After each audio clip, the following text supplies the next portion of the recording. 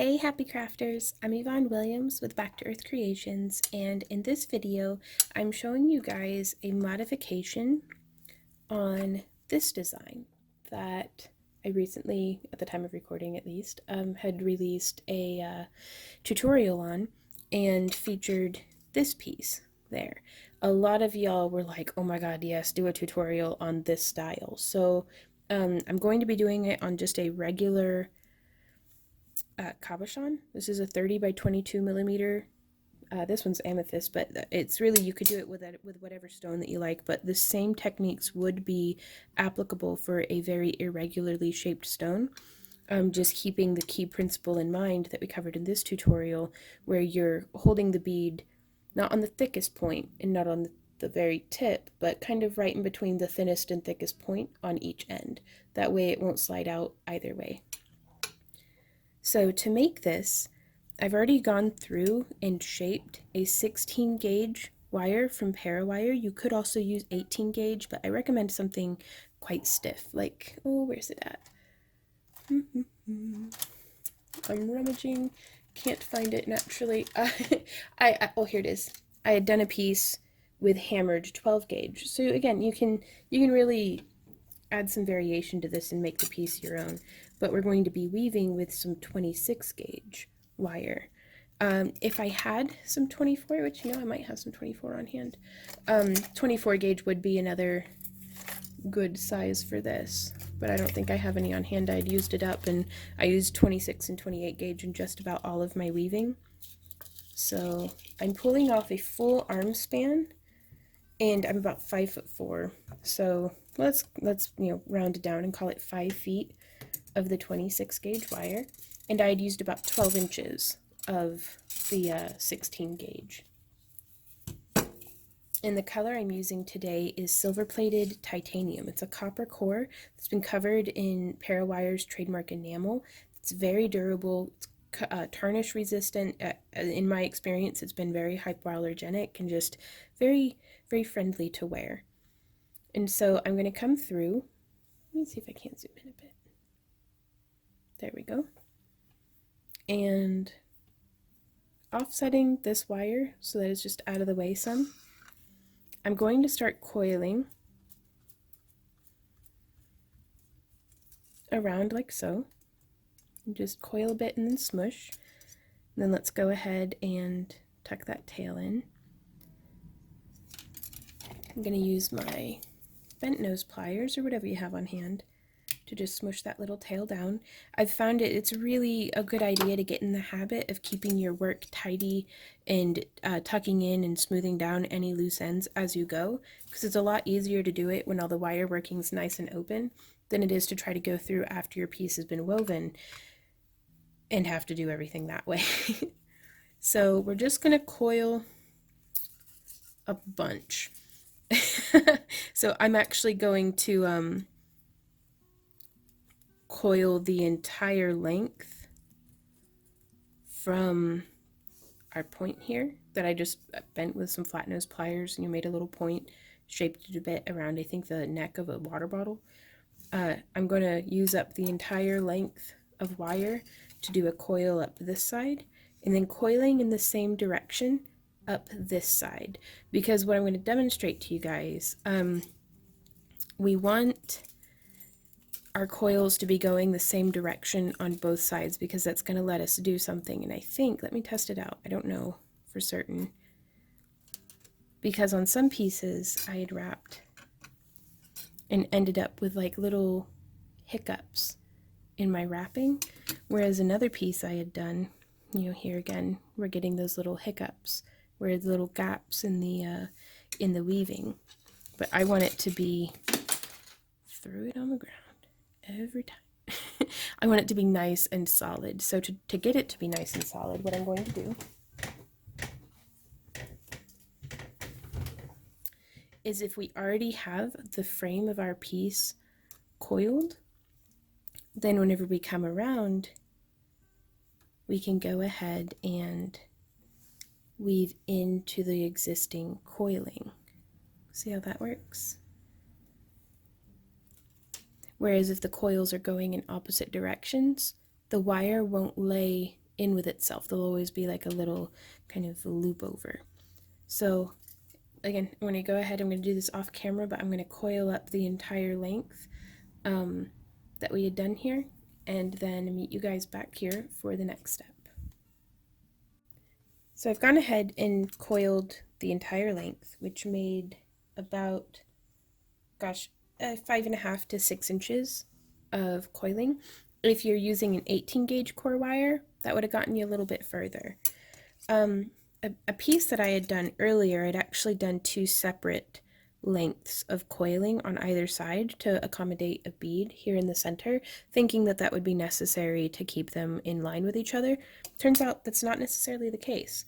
So what we're going to do is, and if your grip strength or your hands are bothering you, like your grip strength isn't what you want it to be, use your pliers. They're a very, very, very handy tool. There's a lot that this thumb, the cartilage bothers me sometimes from like lots of hard gripping over the years, I guess. So instead of, holding and feeling that sharp bend, I've just gotten into the habit of using my pliers. So take care of your hands, because they're one of our most valuable tools, and they'll take care of you, hopefully. At least that's the plan. So I'm just sliding this little springy coil wire that we've made until it's more or less equal on both sides. And then I've pulled off an entire other arm, an entire other arm span, so another 5 feet of more 26 gauge wire in the same color. And I'm gonna test fit with our stone. That's something you can never measure too many times, I really think, just to be double, triple certain. So now I've done some with, a bead on the frame wire and just a nice little empty spot on the frame wire, but we could go ahead and put a little bead down there if we wanted to. So I actually have a nice little bead right here, just a little 4mm bead with a large hole in it. So you can see that's actually quite a big hole for a small bead. I have some beads that size that will only be accommodating of like 20 gauge or smaller. This one will actually fit onto, I think, yeah, it'll slide right onto the 16 gauge. That's nice. And I'll have links to all the different tools and materials down in the video description below, where y'all can purchase them for yourselves. But we have our stone in here. Let me zoom in a bit so a more focused view of what's going on. I'm going to start splicing in my wire around about here. So I've actually made a little space with my fingernail, very, very tiny. And I'm going to give myself an inch or two of tail just to hold on to. But I'm going to bring this wire around like this. And then nestle it down in between the wires that are already there. So see how that one's kind of laying on top? We can go ahead and get it to just be nice and down. Now here you can see it's not really laying right. We can take our pliers and just really encourage it. You don't want to smush and abuse it, but you can encourage it down and in. And I like to do a minimum of 5 rotations, because otherwise when we're pulling quite tight on this weaving wire, it'll just pull all of our weaving out. So, and I don't want to go too much farther over on this side, so I'm just weaving down this way. So I think that'll do us. I'm going to go ahead and snip. And you can see that little tiny bit, pokey pokey. We're going to smush that down. Boop. Just like that. Test with our finger to make sure, yep, and everything's nice and tensioned.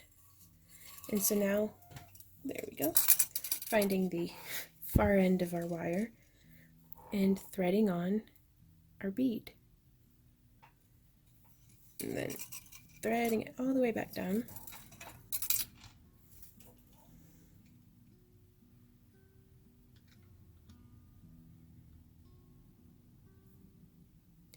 And now I'm going to try to come very equidistant You know, I don't want to be too far up or too far over.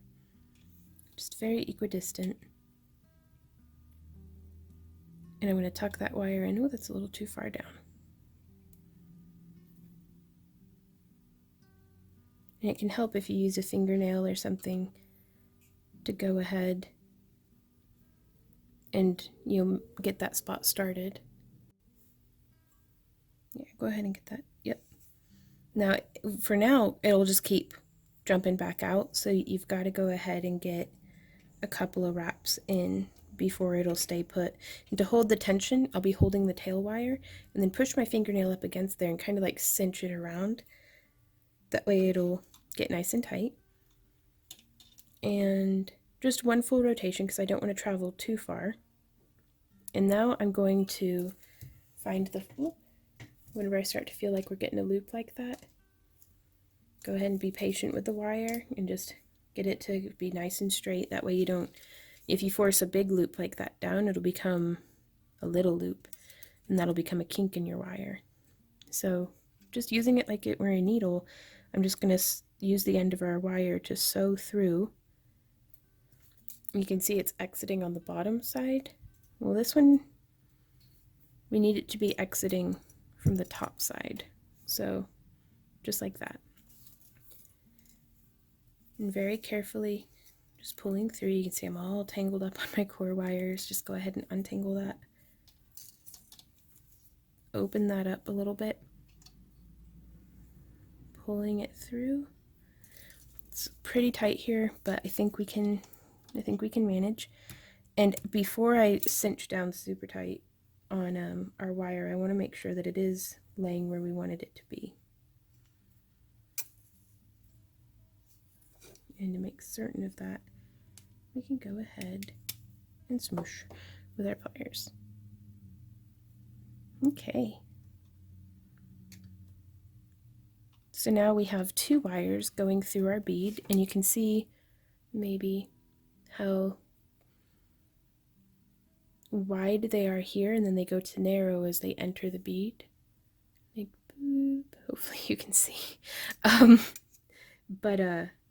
That's going to help to keep the bead positioned in the center. So now we're coming over here. I'm going to make a little split in the wire. I'm going to make it actually 1 or 2 loops closer down. So just making a space that we can then set our wire in. And I'm going to go 1, 2, I've lost count actually. I don't know how many that is. Like 2 or 3, a bit. I'm going to come a bit up. Let's go a bit more. Super duper high tech technical terms here. Okay, yeah, so about, 3, maybe 4 millimeters up. And where we're shooting for right now is I want this wire that's going to go across to be not too close to the tip, but maybe just a few millimeters in from the tip of the back of our cabochon. So if you're using a different sized stone, gauge for yourself. So we can test it, we can bring it across, and it's not quite far down enough. So I'm going to bring it maybe 2 more rotations.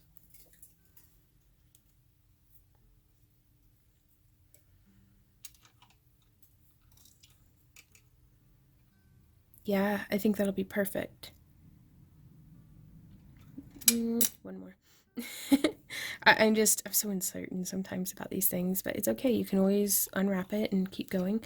So I'm going to test by bringing it just all the way across, and you can see I have this wire on the same side, like, of the frame wires. So if you're familiar with the terminology, it's more like a ladder stitch than a figure 8 stitch. A figure 8 would be, going, this one's on top and this one's on bottom, and then it would be, kind of figure 8ing around our wires, whereas a ladder stitch ends up looking like the rungs of a ladder, and it goes around both of them. I don't know if other people use that terminology, but that's the terminology that I've, whenever I'm babbling to Randy about design ideas, I'll say those things, and he at least pretends like he knows what I'm talking about. So I've pulled it across, and our stone will just be sitting. Yep, that'll be a good spot. So making sure it's nestled in that little space that we had made. I hesitate to zoom in too much more because that's whenever I start wandering off screen, but I really want you guys to be able to get a good look at this. Okay, so just coming around. And so now for this one, instead of continuing with a ladder stitch, we're going to come through to the front. So there is going to be a little bit of a figure 8 happening around our cab, if that makes sense. So that one's holding the tip. We can actually do a couple of rotations, give it a little bit more space in between. Because I've found on a deeply domed stone like this, a quite thick stone, I can't really set the wire right there. That's too close to the tip. I need to be more like here. But the more you experiment with this, the more you'll be able to gauge with the stones that you're using and find what works for you. The whole while trying to make sure that these wires are staying like parallel and aren't getting like super crunched up. So holding with my fingers and thumbs. And this can be pretty slippery, so I don't know if I'd recommend this one as a beginner project, but I mean, it's fun, so it's worth a shot. Yeah, it keeps sliding, just popping right out. So I'm going to, I'm gonna be a little different and just have this one be a wire across the back. Will that work, I wonder?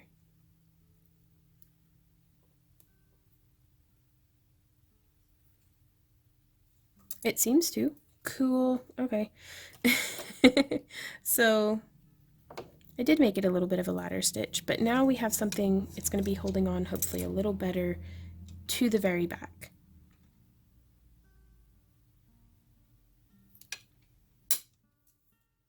So now I'm going to continue around to here. And there's no rhyme or reason or patterning to this. You could make there be rhyme and reason and patterning, but there doesn't have to be. You can adapt it each and every time to the stone that you're using. So now see how that's making a nice little bed? They're almost, if this is the bed, those are the boards going across the frame that'll hold the box spring up. Bed terminology. Mattresses. Okay, so now I can actually hold, there's enough to grip my stone. So we're going to come around. I'm actually going to move that out of the way for just a moment so you can see this wire was coming through from the back and it's going to be going over the front of our stone. So I can actually just put our thumb in there instead. But let's look at how much space is there in relation to this back wire. It looks like we just did a single rotation, so I don't want to be like up here, or butted up right against it. I want to be about the same distance. So we can go. And I'm using my fingers to hold the wire out a little bit more from where it needs to be because we're just going to do a single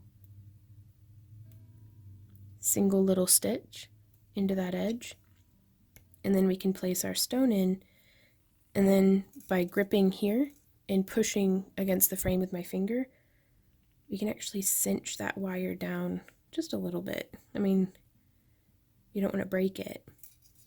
Trust me, that's a test of patience for sure. Whenever you break a frame wire and it's like, just your eye starts twitching and the veins in your forehead are popping out. But that's wire wrapping in a nutshell, actually. So that one's going to hold pretty well right there, I think. And then we can come around. And that one, you can see it'll just, once you get the hang of it, it starts to just nestle down in between itself. And then giving ourselves another back wire. So without the stone there, it's going to look like it's just a ladder stitch, but we're figure eighting around the stone. Coming in, nestling the wires down for just a few rotations. I don't want too much space in between these wires. Coming in,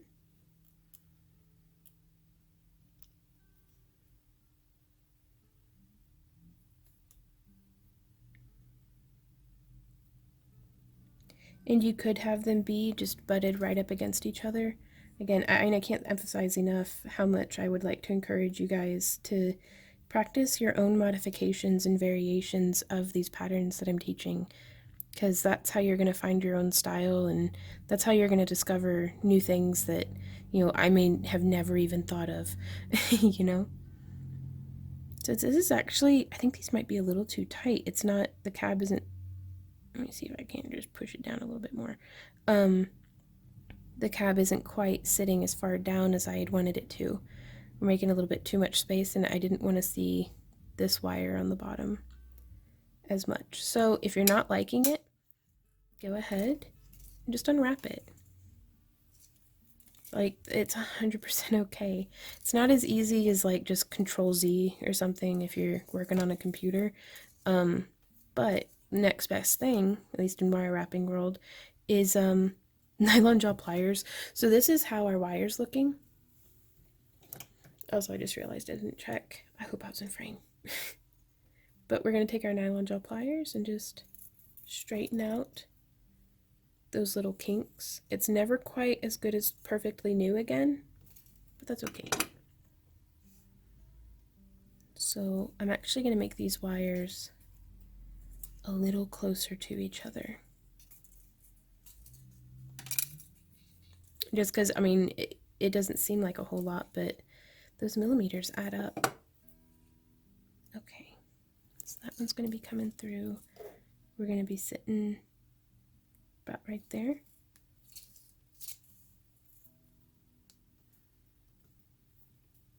There we go. So just one full rotation on both sides, I think. There we go. And then skipping, I mean, just a little space. Okay, so now we can place our stone. Yes. And also, let's go ahead and open this up just a bit, because I found it has a tendency to just tighten down. Okay. So we're going to be coming across the front and coming almost, yeah, I'm just going to leave the stone out of the way for now, almost butted up to this back wire, but like just the next space out. So again, I'm going to make this a little bigger than what we needed. And do our stitch. Oop. There we go. Because now that we've done that, all we have to do is focus on holding the stone in place and tightening down that wire. And if we make this wire too tight, that's when we're going to have problems with it's pushing the stone too far up. So I would almost err on the side of having that be just a little loose. And now we're going to go across the back, bringing that wire around, coming up almost directly next to the one we just did. Doing a rotation, and then coming around. Whoop.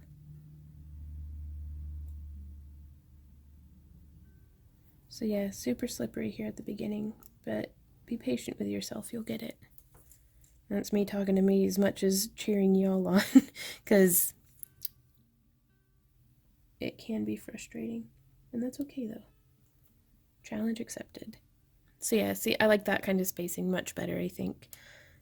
And coming around the back. Because especially since this is actually a thinner wire too, on these ones, I was very confident to just do one across because it's 18 gauge half round.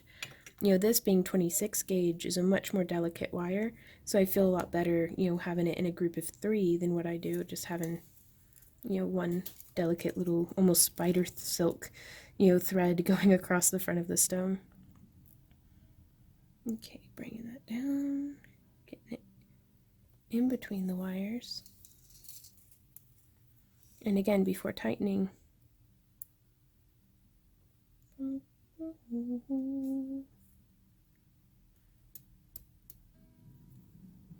just loosening that up, making certain that the stone is in position.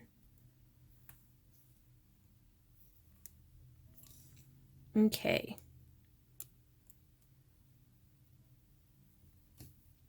And that's how that's sitting.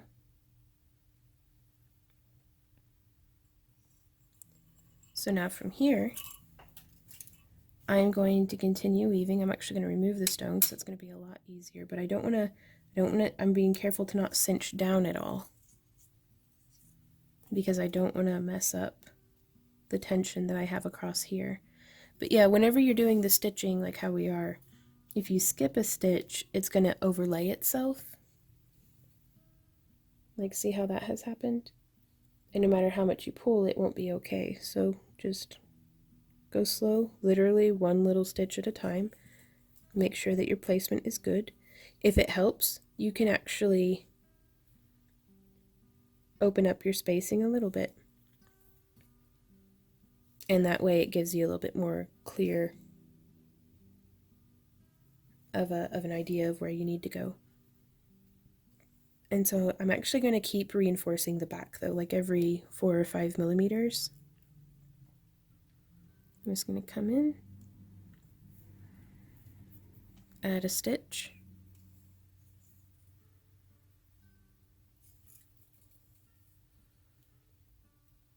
add a stitch, you know, up a few, and then there's one. Sorry, I do not mean to wander off camera, but it happens. And so just bringing this around, and I want to make sure that I don't travel too far, but this is kind of a place in the weaving where you can get into the groove of it. Going across. Just I don't even know if you guys can hear it, but I can hear a little click of whenever it settles into place, and that makes me so happy. Or at least that initial click.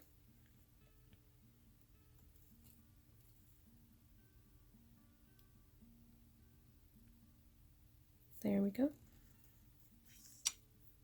Again, measuring to make sure I'm not pulling the wires too close to each other, because I still want to be able to fit our stone in.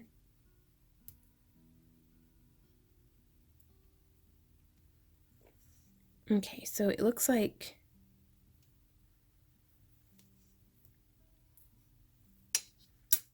this next set of cross beams, like cross wires, will be going around the stone again. Oop. There you go. That's where you go.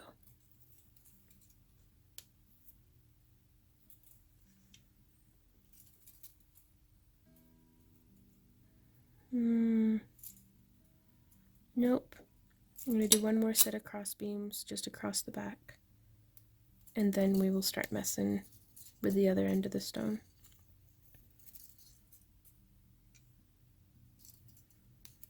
And again, oh, you can almost tell with your fingers, oh no, whenever it doesn't quite work out. And then sometimes you can push it with your fingernail or just pinch it with the pliers and get the wire to lay where you want it to. There we go.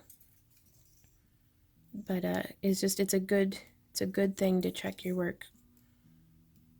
Like, I mean, at first, check every single stitch, double, triple check every single stitch. You know, but again, if you want it to be, you know, if you're being a perfectionist about it. If not, do what makes you happy. It's your art project, you know, pursue that. Because there's no wrong way to do it. Like, I know I've said that before. Like, I've lost count of how many times I've said that in tutorials and stuff, but I can't say it enough, really, that there is no wrong way to do any of this. So long as the stone stays in there and it doesn't, you'll make you bleed when you wear it for the most part. Accidents happen. Then you did it right. If it looks the way that you want and it holds together and it doesn't, like, wound you to wear it from, like, pokey ends and stuff, then you did good. Okay, so I'm not going to do quite as many rotations. Yeah, I also sometimes just use my fingernails, but it's not quite as effective as those nylon jaw pliers. Smush that down. We're also going to start bending these guys. I want to mirror that point that we have going on down here, so I'm going to be doing bit of a point up at the top, or you could shape it to fit the top edge of the stone, just your own preference. So let's see.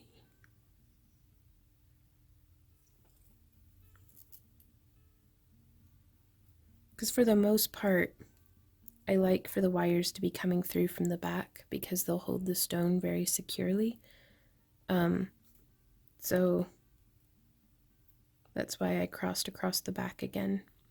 Was so now it can be wrapping around to the front of our stone here, using my thumb to hold it as it comes down. Because now, as we pull tight, we're going to have the problems of it slipping off the head of the stone. So there's always something to make it challenging, but honestly, that's part of the fun of it. Okay. So across to the back, using my thumb again to just hold it where it's going to go. Around to the front, and you can see on the back I've got this like cinched down, like my fingertips are turning white. I'm gripping this so firmly.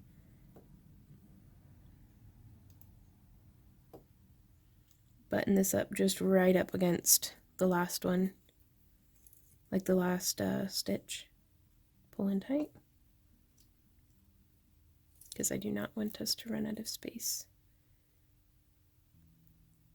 And coming up. Maybe, yeah, it just wants to slide right off. I'm gonna use my fingernail to open that up some.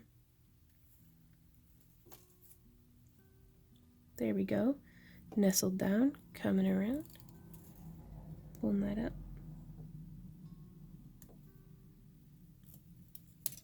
Okay, this one's going to be probably one of the hardest ones because we're so close to the tip, but that's okay. Just hold, I'm using the meat of my thumb to keep everything right where I need it to be. Using my fingernail to just get in there and boop, open that up.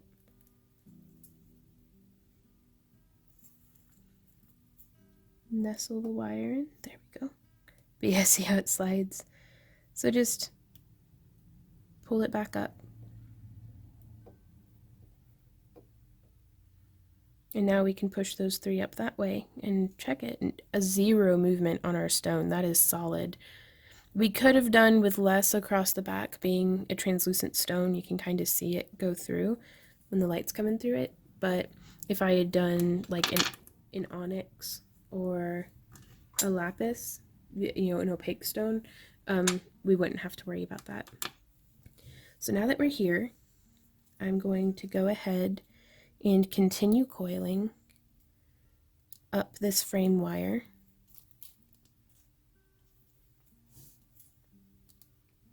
Again, just making sure that it's nice and nestled in between when that happens, right there.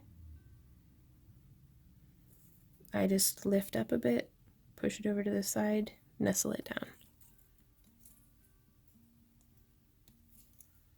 So this is definitely something worth practicing because there's so many ways that you can use this to splice in new wire whenever you run out on a design, which is actually a great way of using up some older scrap, like little scrap pieces that they're too long to throw out, but not quite long enough to do a complete project with.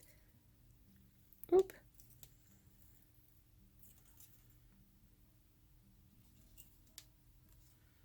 I messed up a bit. Let's see. How did I there? And sometimes just unwrapping it. If you can't figure it out, just, you know, backpedal a bit. And then take a deep breath and keep trudging forward. Okay, so I want to be moving this out until we've reached the center line, like the cross point of the center line. And I'm not quite there yet. I do my tutorials in real time because YouTube does have a 2x speed function if my videos are just a little too slow paced for you, but I really prefer to do the full length for those of us who might just be starting out. My heart's always with the beginner because it can be so daunting. You know, things that come or that seem obvious and come naturally to some people can just be, you know, advanced maths to others. So I dare not presume what your strengths and weaknesses are. So I just spell it all out because I know I personally benefit from that a lot. But so thank you guys for your patience, for sticking along with me. So I've come in with my flat nose pliers and bent, you know, to get that kind of center line. I don't want them bent like this, where they're stacking on top of each other. That could be something that you do, but I want them to sit side by side, because now we're going to be coming through with our wire and doing a bail where we're wrapping around both of our core wires, but still nestling the wire into the edges. And you can be really particular and be like, okay, I didn't quite go far enough. Now this is one that really does benefit from giving it a bit of a stretch, making a little bit of space in between the coils. I'm going to see if I can't hold very, very still and zoom in just a little bit more. So I want to be entering into the fray right there, keeping them nice and tight and parallel, coming into the next stitch.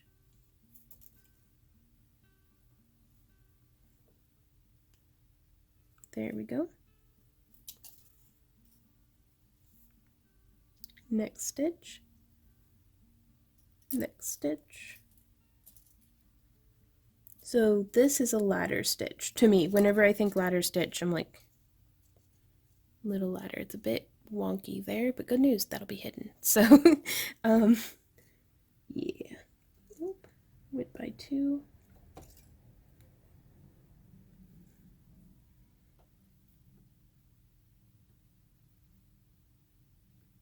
Trying to go just one coil at a time. And again, if you're having a hard time, just make it a little bit wider, because this all smushes down pretty nicely.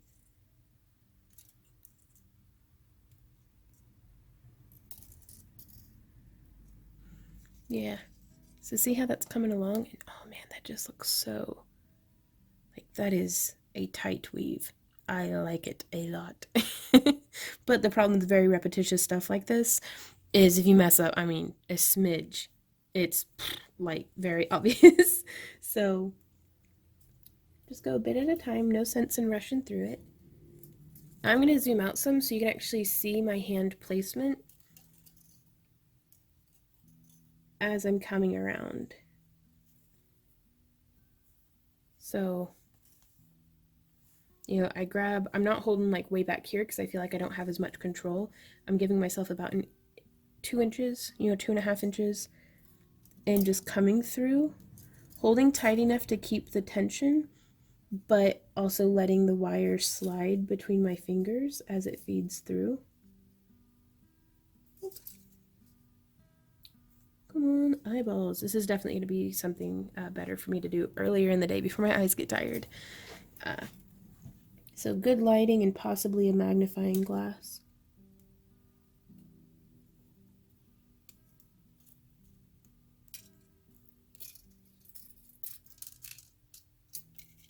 But yeah.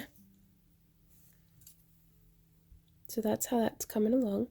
And we're going to do this for a good bit.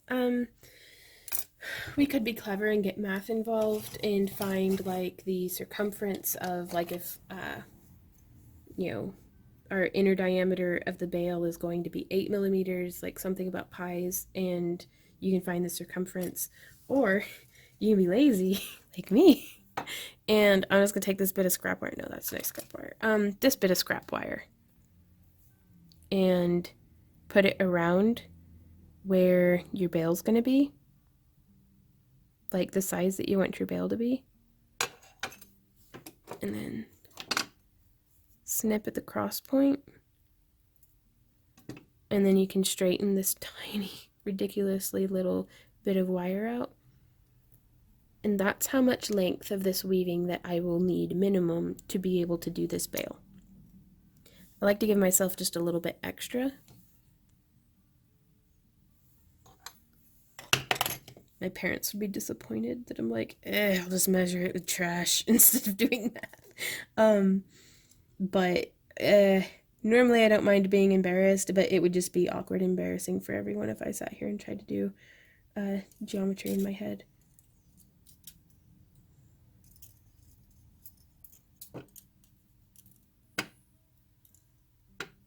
There we go. So that's a good distance. And so now from here, we could continue spiraling this through, and we just might do that. I'm going to split these guys right where they are, and I'm going to continue weaving this wire that we've been weaving with into this right here.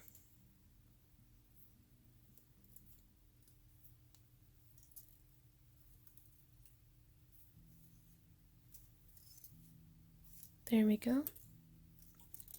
Just coming around, and it starts getting easier the further out of that valley we get. Oop. Don't get too rushed, Vaughn. But yeah, ooh. I'm just an impatient person.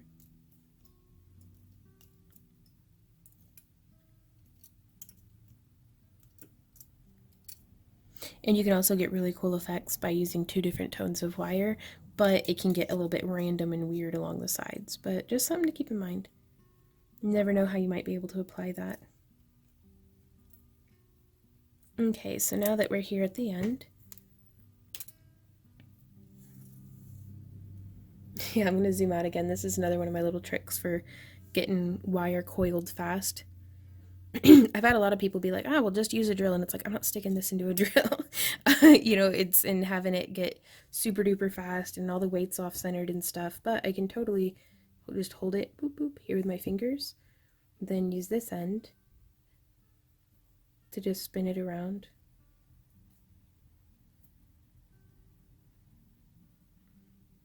Because sometimes the weight dispersal of a piece just isn't good to be lassoing it, flinging it around my head and stuff. Okay, so now we're just gonna smoosh that right down. And now we could use a knitting needle or a mandrel. And I'm gonna go ahead and get these 2 wires curved around a little bit, just to make it easier, because we're gonna be bending it through itself to make this style of bail. This is also the same exact way that I did this style of bail. So you can see I made the bail and then I just fed those end wires through and spiraled them up on either side. And this one, I fed them through and then just looped them around that frame wire.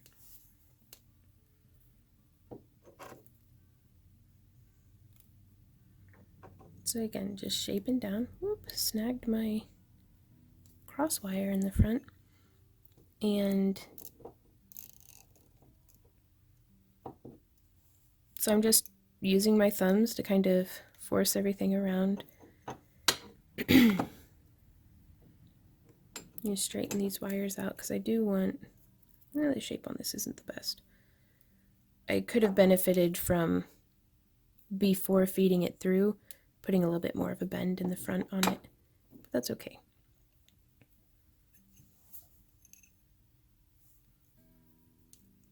There we go. So I've pushed through. You're just smushing that down. Let's fix these wires. I don't want to mess those up a whole bunch.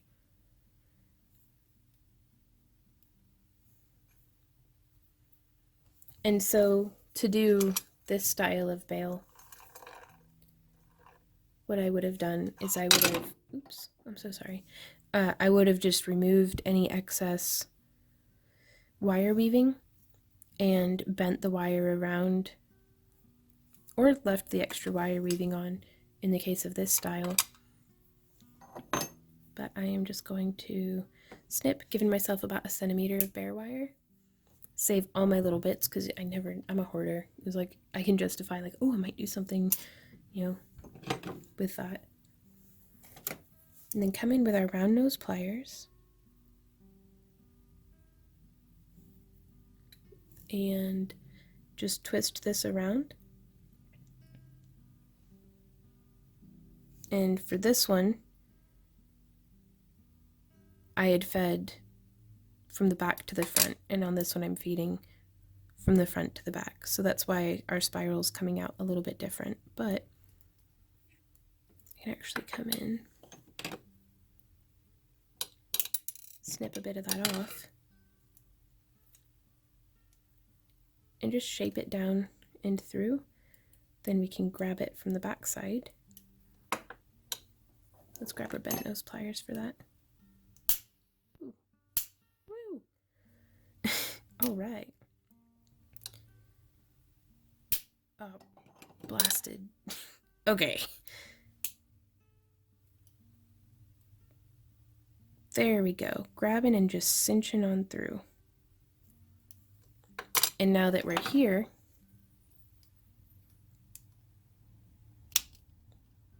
we can just smush it on in. Oh. Yeah, I'm just going to keep wooing in y'all's ears. Alright, knitting needle. I do prefer to keep a mandrel in my bail just to keep everything open. And it can actually be a little bit of an extra hand sometimes. But yeah, make sure our bail's still the size of bail that we want it to be. And I actually think I am going to get in here. Oh, it won't even let me get a clean cut because the tip of my wire snips are kind of shot. So I'm going to open it up a bit, get in there and make as clean a cut as I can. Yeah, that just gummed it up a whole bunch. And now we can actually tuck that away. It never happened. But yeah, just a little coil like that. If our coiling got disrupted too much, we can use our fingernails or a T-pin or something to kind of redistribute it. But there's that. And now for this one here, we can actually come around and you could do something sort of decorative if you wanted.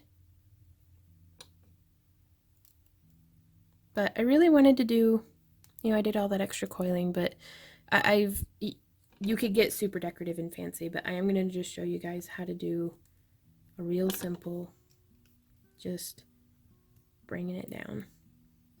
Simple, sleek, almost minimalist bail.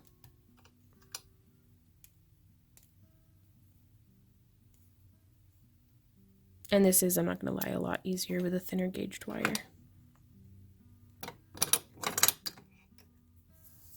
So we've brought it around, and don't worry, this coiling that we did that we're about to snip off, that can be utilized in other pieces. So no such thing as wasted effort, as long as you learned something and can maybe scavenge something from it. Okay, so I'm just going to get this end tucked in, same as we did on the other side. Excuse me. Push our knitting needle in,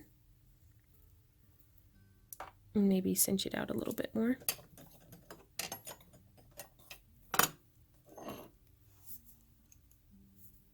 Can we fit the mandrel in?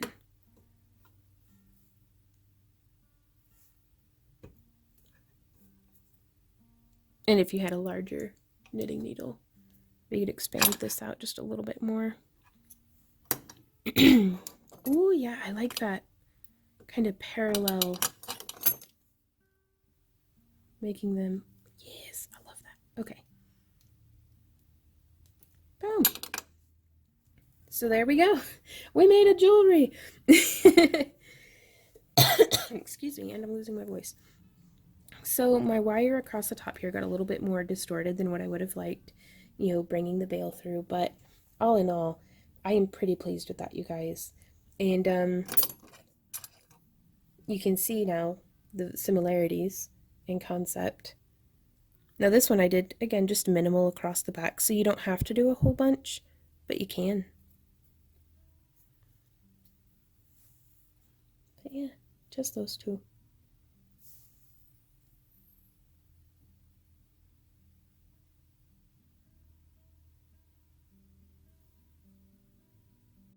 Hey guys, thanks so much for hanging out with me during this video. If you have any questions, comments, or ideas, please leave them down below. Also, if you would like to see a tutorial on, where did it go? Here it is.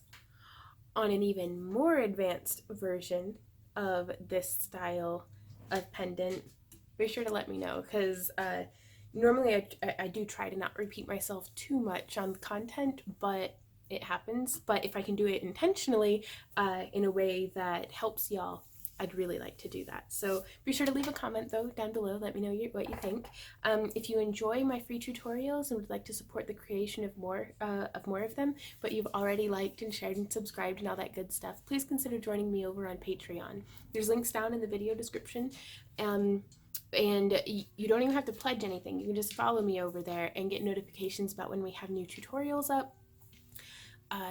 Get behind the scenes access. Like, the more you pledge, the more you get, but I do have quite a bit of stuff over there that's just for followers. Like, you don't have to pledge anything, but every little bit does make a huge difference for us, so we really appreciate that. And there's also links to all my different social media. Sorry, I'm trying to remember everything. There's all kinds of stuff down in the video description. Go check it out. But until next time, guys, thank you and happy crafting. Bye.